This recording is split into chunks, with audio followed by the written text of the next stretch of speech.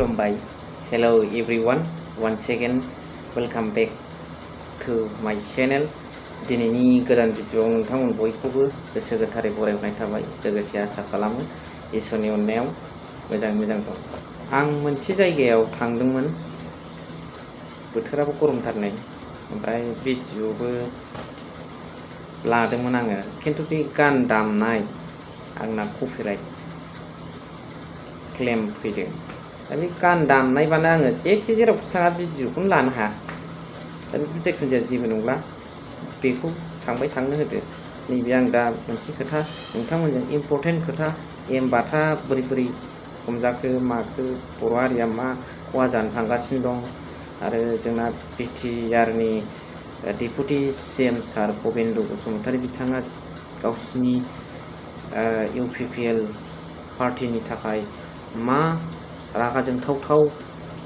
खोथा बुंदों बेनि सोमोन्दै आं नोंथांमोनजों गुवारै सावरायनो थांगासिनो दं स' भिडिअ'खौ नोंथांमोना जोबजासिम नायबानो जाबाय जेरावनो माखासे पार्टी वर्कार जायफोर दं बिथांमोनखौ गोबांखौनो खुद्रिनायखौ नुनो थादों सार गोबाङानो एक्सुवेलि बिदि सरकार दानानै खामानि मावफैनाय अभिगता गैयि गोजा पार्टी वर्कारफ्रा गोबाङानो हयथ' सानदोंमोन सिगाङाव जोंनि इउपिपिएलनि सरकार गैयि समाव जे सरकार जायोब्ला सरकारनिफ्राय जि गोसो बेखौनो मोनगोन बेबायदि मोनसे आसा खालामदों बेबायदि सानदोंमोन खिन्थु सरकाराबोथ' मोनसे लिमिटेसन दा मोनसे सिस्टेम दं बे सिस्टेमनि गेजेरजोंसो माबाफोर सुबिदा होनांगौबा होनो हागोन दा जिबायदि आसा खालामदोंमोन जिबायदि सानदोंमोन बेबायदि जायैखाय गोबाङानो एसे दुखु मोननाय बायदि फोरमायदों नैबे भिडिअ क्लिप्सखौ नोंथांमोना मोजाङै बुजिनो मोनबाय सासे दैदेनगिरिनि रावा बिदि जायो नामा डेपुटि सिएम जालायनानै मा राव जाखो बे आंनि बादिब्ला आंथ' दे गेजेरनि मानसि जाबाय राजनितिकनि मानसि नङा आंनि बादिब्ला एकर्डिं टु मी बेखौ बर'नि मैखोम लकेलिटि पलिटिकेल पार्टि जोंहा मोननै दं बिपिएल एन्ड इउपिपिएल बे मोननैनि थाखायबो बियो क्वालिफाइड नङा बेखौ आंनिबा पार्टियाव दोना बेखौ बिजेपियाव हरदो बिजेपिनि साननायासो बिदिनो मारै होनदों अबे गथा गैयिफोर सोरखौ होननाय जादों गावसिनि मावथिफोरखौनो बेबायदि वार्कारफोरखौ बेबायदि राव बाहायनांगौ सासे लिडारनि थिंकिं माइन्डआ आरो बेनिफ्राय गोबां मोनगोन आसा खालामदोंमोन लिमिटेसन थायो होनदों गभर्नमेन्टआवबो आसाथ' थाखायो गभर्नमेन्टआव 100% रावनिबो उइसफोरखौ इच्छाफोरखौ फुरा खालामजोबनो हाखाया एसे एनैथ'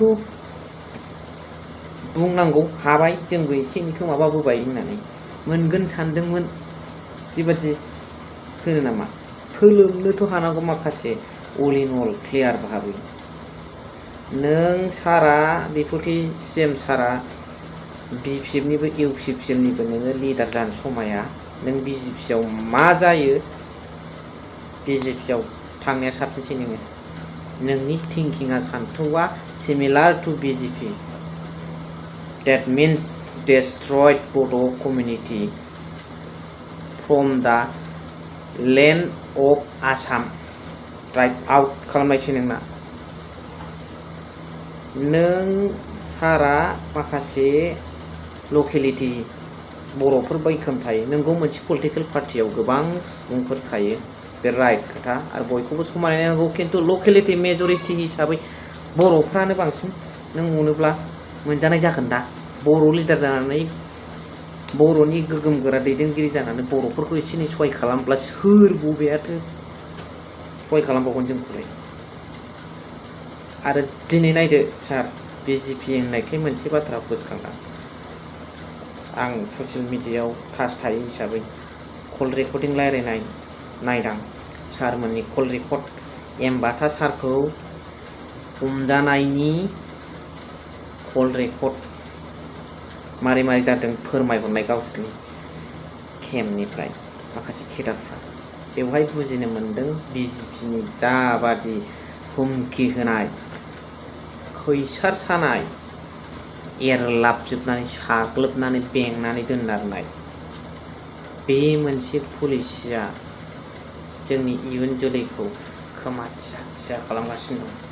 बयबो थांना थालायनो लुगैयो जाथि हिसाबै, बाराद्राय डमिनेट खालामनानै सिङाव थाजानायखौ जोंबो लुबैया। मोनसे गिदिर गिदिर फुख्रियाव ना गिदिर गिदिर थानाय जेव थानायाव हाबसोमनानै ना सारनो नागिरनाय बादि बांद्राय साल खालामनो नागिरग्राया बेबादि जागोन, नाजों अख्रेब जाजोबनाय। लोगोसे बे एमबाथा सारखौ सोहैनायनि जेनोखि रायलायनाय खोथा, बेयाव मिथिनाय बादिब्ला बिजेपियाथ' डिक्टेटरशिपसो बाहायगासिनो दं आसामाव। डिक्टेटरशिप रुल अल इन वान।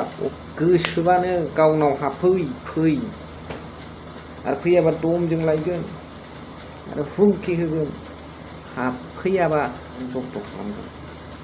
सोमोनांथाव खालामदों।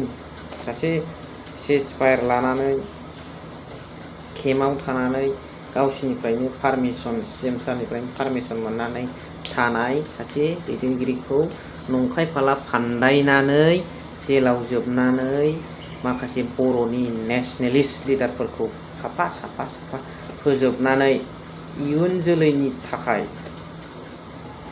माखासे नेसनेलिज्म स्पिरिटखौ थबस' बस'नो साननायखौ आरो इयुन जोलैनि थाखाय माखासे गिखांनाय नेसनेलिज्मनि फारसे ओंखारलाङोबानो खोथाया, बुंनाया, रावफ्रा माखासे समखिखांहोनाय पलिसिखौ एडप्टेड खालामगासिनो दं बिसोरो। नाथाय बेबादिजों हानाय नङा। बाराद्राय गाख्रेब गुख्रेब खालामोबा आलादा महर लायो।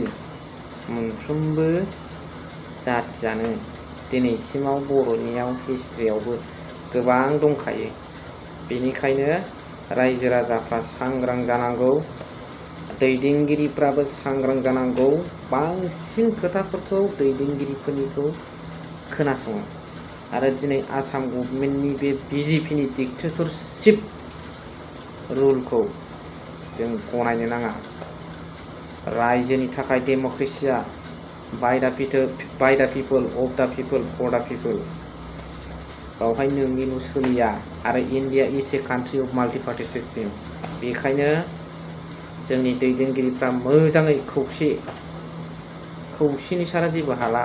नङाबा बै सल'नि खासिगयायाव एन्जर थांनायाव जायनो मोनजायो बेखौ मावजि ख्रेब ख्रेब अख्रेबनानै फोजोबलांनानै मानैबो थाहैनाय बायदि थायोबा जानाय नङा।